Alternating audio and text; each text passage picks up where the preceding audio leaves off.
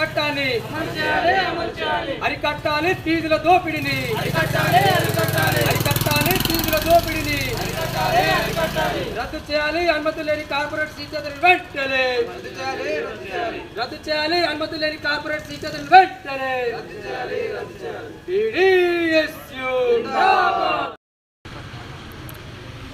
ప్రగతిశీల ప్రజాస్వామ్య విద్యార్థి సంఘం పీడీఎస్యు ఆధ్వర్యంలో కరీంనగర్ జిల్లాలో ఉన్నటువంటి ప్రభుత్వ గుర్తింపులు లేకుండా ఇవాళ తల్లిదండ్రులను విద్యార్థులను మాకు అనుమతులు వచ్చినాయి అని చెప్పేసి పేరు మీద ఇవాళ లక్షలాది రూపాయలు ఇవాళ డబ్బులు వసూలు చేస్తూ ఇవాళ అడ్మిషన్లు చేస్తున్నటువంటి ప్రైవేటు కార్పొరేట్ విద్యా సంస్థలకు వ్యతిరేకంగా ఈరోజు పీడీఎస్యు ఆధ్వర్యంలో ఈ చైతన్య స్కూల్కి రావడం జరిగింది.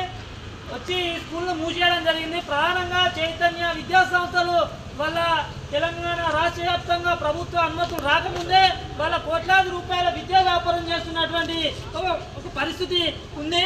ఇవాళ ఫీజు నియంత్రణ చట్టాన్ని అమలు చేయకుండా, విద్యా హక్కు చట్టాన్ని అమలు చేయకుండా మొత్తం కూడా ఈ రాష్ట్ర ప్రభుత్వం నిమ్మకు నీరెత్తినట్టు ప్రవర్తిస్తున్నటువంటి ఈ తరుణంలో ఈ రాష్ట్రంలో ఉన్నటువంటి చైతన్య, నారాయణ ఇట్లాంటి అనేక రకాల కార్పొరేట్ స్కూళ్ళు వాళ్ళ తల్లిదండ్రులు వాళ్ళ పిల్లల్ని మంచిగా చదివించుకోవాలనేటువంటి ఆశను ఇవాళ వీళ్ళు అదునుగా చేసుకొని వాళ్ళ కోట్లాది రూపాయలు దండుకుంటున్నటువంటి పరిస్థితుంది. ఇవాళ techno, e-Techno, CBSE, IIT, JEE లాంటి ఇంటర్నేషనల్ పేర్లతో ఇవాళ అనేక రకాల తోక పేర్లను తగిలించుకొని ఇవాళ మొత్తం కూడా వేలల్లో ఇవాళ అడ్మిషన్లు చేస్తూ ఉన్నటువంటి పరిస్థితి.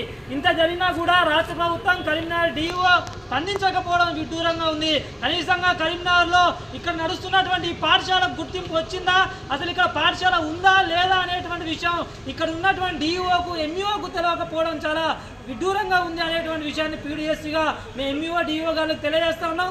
తక్షణమే ఈ జిల్లా డిఓ స్పందించి ఇవాళ కరీంనగర్ జిల్లా వ్యాప్తంగా ఉన్నటువంటి చైతన్య, నారాయణ ఇతర ప్రైవేటు కార్పొరేట్ విద్యా సంస్థలు ఏవైతే అనుమతులు లేకుండా అడ్మిషన్లు చేస్తూ ఇవాళ లక్షలాది రూపాయల విద్యా వ్యాపారానికి ఇవాళ పాల్పడుతున్నారో వాటన్నిటి మీద చర్యలు తీసుకోవాలని చెప్పేసి మేము కోరుతా ఉన్నాం. వాళ్ళ అనుమతులు లేకుండా నిర్వహిస్తున్నటువంటి యాజమాన్య నిర్వాహకులు ఎవరైతే ఉన్నారో వాళ్ళ మీద క్రిమినల్ చర్యలు తీసుకోవాలనేటువంటి విషయాన్ని కూడా పీడీఎస్గా డిమాండ్ చేస్తా ఉన్నాం.